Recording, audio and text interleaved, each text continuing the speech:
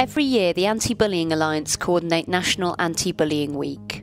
And this year, the week calls on the school community to take action to stop bullying of all children and young people, including disabled children and those with special educational needs, children who are significantly more likely to experience bullying in schools and the wider community. Contact a Family is a member of the SEND anti-bullying programme led by the Anti-Bullying Alliance and has asked teachers to develop Key Stage 1 and 2 lesson plans to use at school. Helen Lambie is Deputy Head Teacher at St Mary's Primary School and also SENCO. Throughout her career, she's been responsible for managing behaviour and bullying in schools. She produced the lesson plan for Key Stages 1 and 2 for Anti-Bullying Week. So in this episode, we speak to her about the aim of the lesson plans and why Anti-Bullying Week is so important.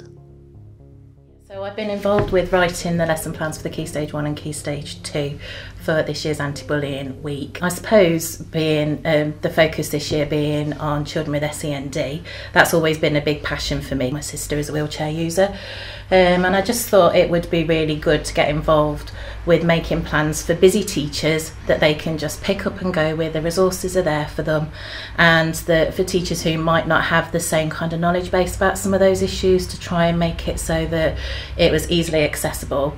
I think it's vitally important this year as well, with the Children and Family Act 2014 and the SEND reforms, to promote that conversation about how that fits into your whole school ethos and looking about addressing those issues within school. And this is a good vehicle to get those conversations going. There's probably 8 or 9 different kind of sessions for both Key Stage 1 and Key Stage 2 that were appropriate for children, but that teachers could dip in and out of or follow as a sequence to go through, that addresses the issues that all children might face as they go along, but then to look at language particularly and how that might impact them with children that learn differently. For Key Stage 1, it was just about that basic understanding that we're all different in one way or another, and then for Key Stage 2 looking more at some of the language around that. I think initially it's about raising awareness of those issues, particularly for children with SEND. Bullying is something that affects everybody at some point or another, and it's something we all need to be aware of, but people might not have considered or thought about it from the point of view of children with either disabilities or, special needs in that respect. So I think for me the outcomes would be raising awareness, giving children strategies for dealing with that, looking particularly at what do you do if you are the person that feels they're being bullied, if you are the bully, or if you're standing and seeing that, and giving children some kind of ways of building strategies for dealing with whichever one of those situations they find themselves in. To discuss the topic of inclusion within a school community on a wider level, we also invited Samantha to join the conversation. My name is Samantha Griffiths. I'm the head teacher at the same school that Helen works in. Helen's my deputy. Samantha has worked in large and small primary schools over 20 years, as well as community schools.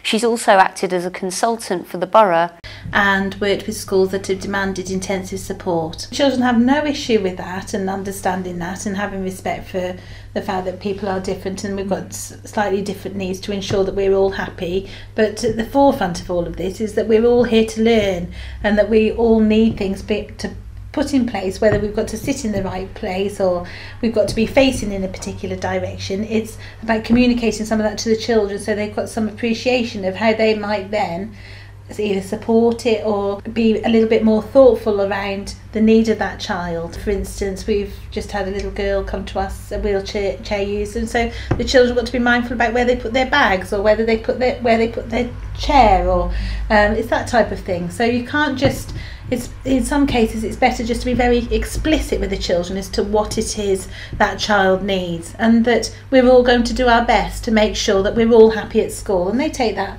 on the chin, don't they? Very, very matter-of-factly, I think. I think one of the things as well that you can do is talk to the child who's having those issues or has to have that special supporting class and say, what is it you'd like me to say? I know I've certainly been in that situation where we've had that conversation first about, how would you like me to go about finding you that supporting class? So if you've had that conversation and almost permission to talk about, that so-and-so needs this to help them learn their best and this to help them have a good day today, and then have that conversation either as part of your circle time or your PSHE, that kind of discussion. I've done that before.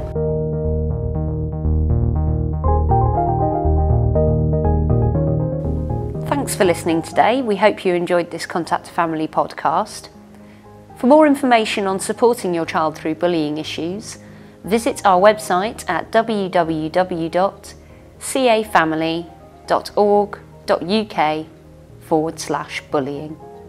And if you'd like to speak to one of our parent advisors, you can call our free helpline on 0808 808 3555.